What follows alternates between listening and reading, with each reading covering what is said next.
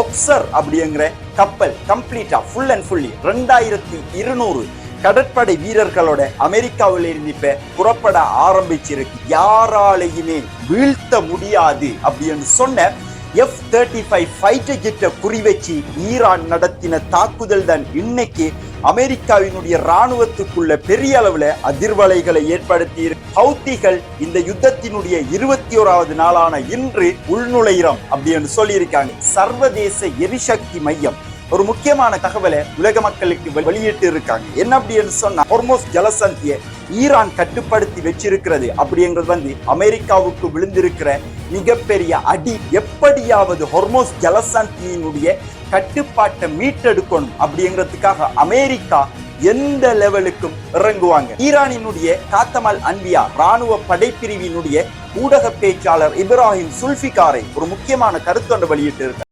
அனைவருக்கும் இனிய நோன்பு பெருநாள் நல்வாழ்த்துக்கள். இந்த புனிதமான நாள்ல அனைவருடைய வாழ்விலும் நிம்மதி, சௌபாக்கியம், இறைவனினுடைய அருள், குடும்ப வாழ்வு, சமூக ஒற்றுமை போன்றவை மேலோங்கி நிற்கட்டும் அப்படிங்கிற வாழ்த்து செய்தியோட இன்றைய நாளினுடைய வீடியோவை ஆரம்பிக்கலாம். ஈரான் அமெரிக்கா யுத்தம் ஆரம்பிச்சு இன்னைக்கு நாம 21வது நாள்ல இருக்கோம். இந்த நாள்ல என்னவெல்லாம் முக்கியமான விடயங்கள் நடந்திருக்கு அப்படிங்கிறத இந்த வீடியோல நம்ம பார்க்க போறோம். சமீபத்திய நாட்கள்ல இஸ்ரேல் ஈரானினுடைய எரிவாயு உற்பத்தி நிலையத்தின் மேல தாக்குதல் செஞ்சிருந்தாங்க. இதுக்கு பதிலடி கொடுக்கும் விதமாக கத்தார், UAE, சவுதி அரேபியா போன்ற இடங்கள்ல இருக்கிற எரிசக்தி நிலையங்கள் மேலே கடுமையான தாக்குதல் செஞ்சிருந்தாங்க. இதன் போது கத்தாரினுடைய இயற்கை எரிவாயு உற்பத்தி செய்யற இடத்துல ஈரானினுடைய ஒரு பாலிஸ்டிக் மிசைல் தாக்குதல் செஞ்சதால கிட்டத்தட்ட 17% அளிக்கப்பட்டிருக்கு.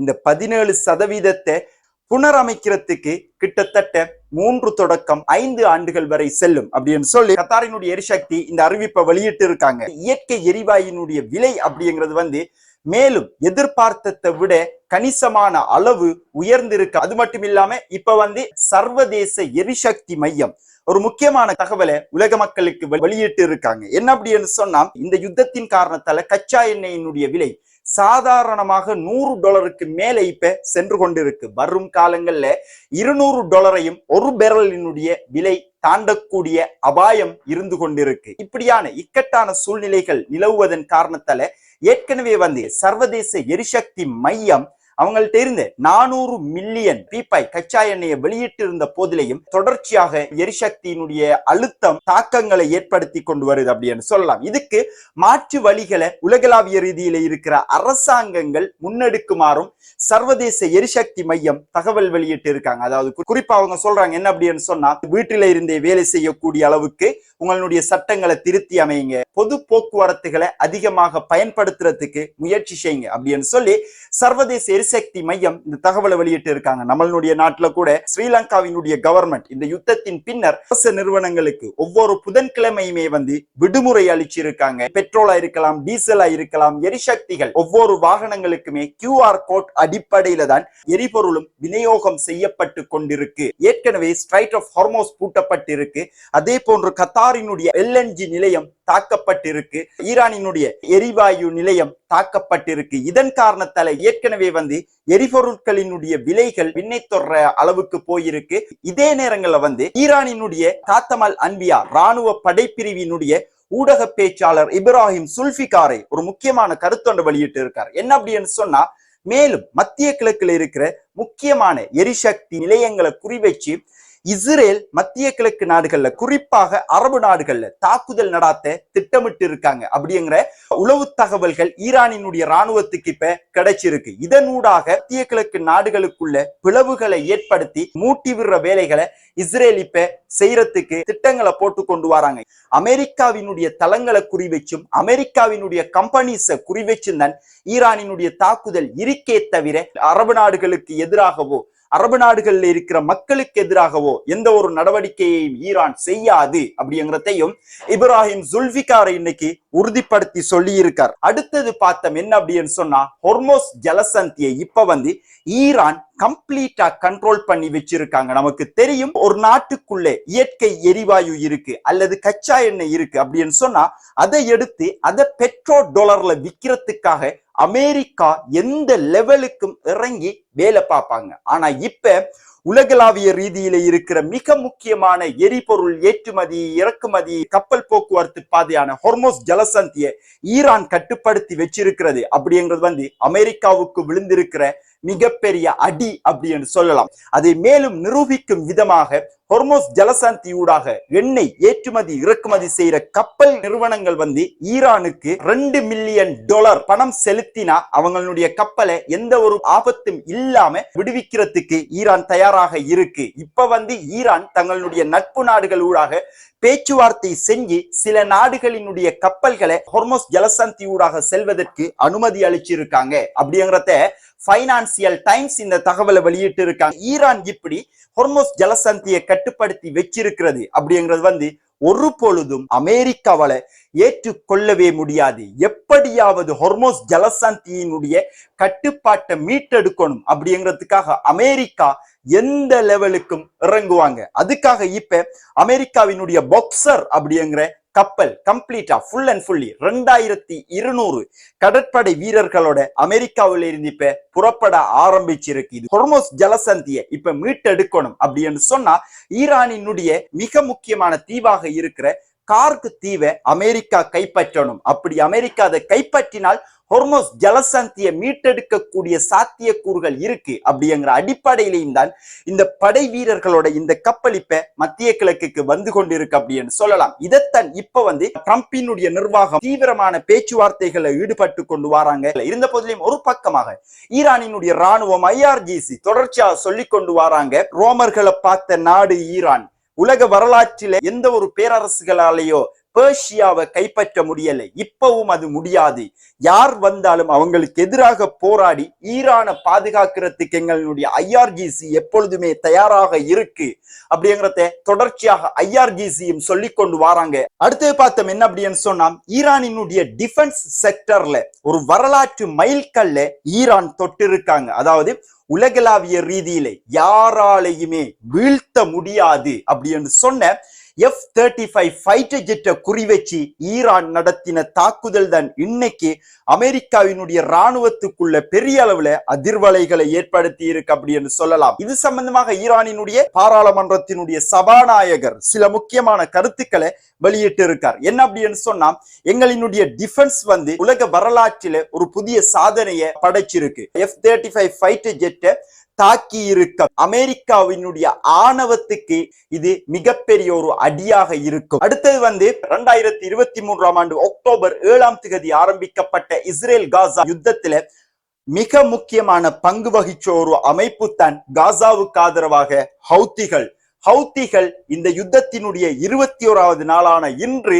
உள்நுழையிறம் அப்படின்னு சொல்லி இருக்காங்க. பாபல் மந்தப் ஜலசந்தியில இஸ்ரேலோட அமெரிக்காவோட சம்பந்தப்பட்ட எந்த ஒரு கப்பல்களுக்கும் அனுமதி கிடையாது அப்படிங்கிற அறிவிப்பை ஆரம்பத்தில் அவங்க சொல்லி போட்டு அடுத்ததாக ஒரு முக்கியமான அறிவிப்பொண்ட அரபு நாடுகளை பார்த்து ஹவுத்திகள் வெளியிட்டு இருக்காங்க.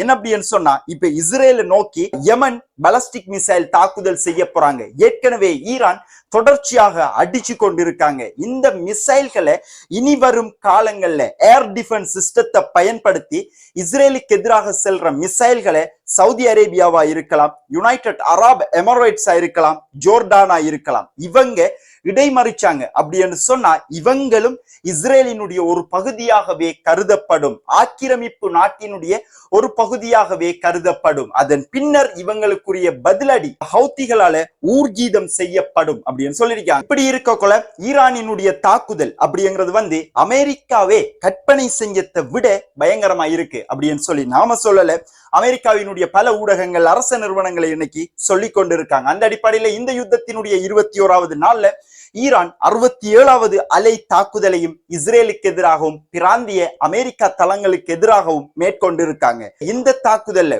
குவைத்ல இருக்கிற அமெரிக்காவினுடைய பேஸ் தாக்கப்பட்டிருக்கு. குறிப்பாக இந்த பேஸ்ல ட்ரோன்களை கட்டுப்படுத்துற மற்றும் அந்த ட்ரோன்களை இயக்குற நிலையம் குறிவைத்து தாக்கப்பட்டிருக்கு. ஹெலிகாப்டரை கட்டுப்படுத்துற ஹெலிகாப்டரை இயக்குற நிலையம் குறிவச்சு தாக்கப்பட்டிருக்கு. அது மட்டும் இல்லாம இஸ்ரேலினுடைய தெற்கா இருக்கலாம், வடக்கா இருக்கலாம், மத்திய இஸ்ரேலா இருக்கலாம், மொத்த இஸ்ரேலையுமே கடுமையான தாக்குதலை ஈரான் செஞ்சிருக்காங்க. அதுலயுமே குறிப்பாக இப்ப சேட்டலைட் ஊடாக பல தகவல்களை ஈரானுக்குள்ள என்ன நடக்குது அப்படிங்கிறத இஸ்ரேல் பெற்றுக்கொண்டு இருக்காங்க. அந்த சேட்டலைட்டை கட்டுப்படுத்த நிலையத்தை குறிவச்சு தாக்குதல் செஞ்சிருக்காங்க. அது மட்டும் இல்லாம முன்கூட்டியே எச்சரிக்கை செய்யற மேலும் புதிதாக பொருத்தப்பட்ட ரேடார் சிஸ்டங்களை குறிவச்சும் ஈரான் இந்த தாக்குதலை செஞ்சிருக்காங்க. அது மட்டும் இல்லாம வான் பாதுகாப்பு மையங்களை குறிவச்சும் ஈரான் தாக்குதல் செஞ்சிருக்காங்க. ஈரானினுடைய தாக்குதல் நாளுக்கு நாள் வேகமாக அதிகரிச்சு கொண்டு வர இதே நேரங்கள்ல ஈரானினுடைய இன்னொரு துணை ராணுவ பிரிவு அப்படின்னு சொல்லலாம், அல்லது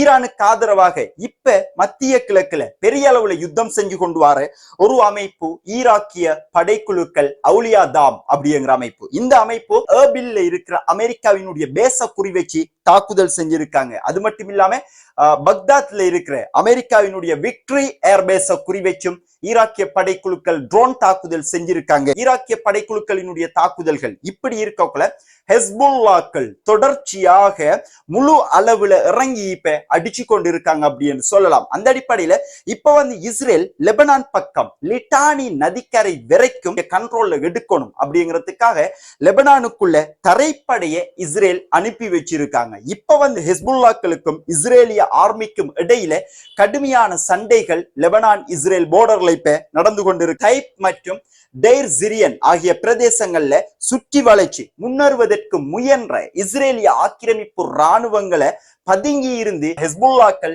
பலத்த அடி அடிச்சிருக்காங்க. அது மட்டும் இல்லாம மெர்கவா டேங்களை தான் அதிகமாக கொண்டு இவங்க முன்னேறத்துக்கு பயன்படுத்துறாங்க.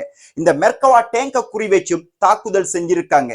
கடந்த 24 மணித்தியாலத்துல மட்டும் 6 மெர்கவா டேங்கை குறிவச்சு நாங்க அடிச்சிருக்கோம் அப்படின்னு சொல்லி ஹெஸ்புல்லாக்கள் இந்த தகவலை இன்னைக்கு வெளியிட்டு இருக்காங்க அப்படின்னு சொல்லலாம். அது மட்டும் இல்லாம லெபனானினுடைய தலைநகரங்கள்ல முக்கியமான இலக்குகளை குறிவச்சு இஸ்ரேலும் கடுமையான தாக்குதல்களை செஞ்சு கொண்டு வராங்க அப்படின்னு சொல்லலாம். ஈரானினுடைய ஆதரவு பெற்ற படைப்பிரிவுகளினுடைய தாக்குதல்கள் இப்படி இருக்கக்குள்ள இஸ்ரேல் அமெரிக்கா ஈரானுக்குள்ள கடுமையான தாக்குதல்களை தொடர்ச்சியாக செஞ்சு கொண்டு வராங்க. பல இடங்கள்லையும் ஒவ்வொரு நாளுமே நூற்றுக்கணக்கான இடங்களை குறிவச்சு இஸ்ரேல் அமெரிக்கா ஈரானுக்குள்ள தாக்குதல் செஞ்சு கொண்டு வராங்க. அந்த அடிப்படையில் ஈரானினுடைய கராஜ் அப்படிங்கிற பிரதேசத்துல இருக்கிற சர்ஃபேஸ் டு சர்ஃபேஸ் மிசைல் உற்பத்தி செய்யற நிலையத்தை குறிவச்சு அமெரிக்கா இஸ்ரேல் கடுமையான தாக்குதல் செஞ்சிருக்காங்க. அதாவது அமெரிக்காவினுடையதும் இஸ்ரேலினுடையதும் தாக்குதலினுடைய முக்கியமான இடமாக எது இருக்கு அப்படின்னு சொன்னா ஈரானினுடைய மிசைல் உற்பத்தி செய்யற நிலையங்களை குறிவச்சு தான் இஸ்ரேல் அமெரிக்கா தொடர்ச்சியாக ஈரானுக்குள்ள தாக்குதல் செஞ்சு கொண்டு வராங்க. அது மட்டும் இல்லாம இன்னைக்கு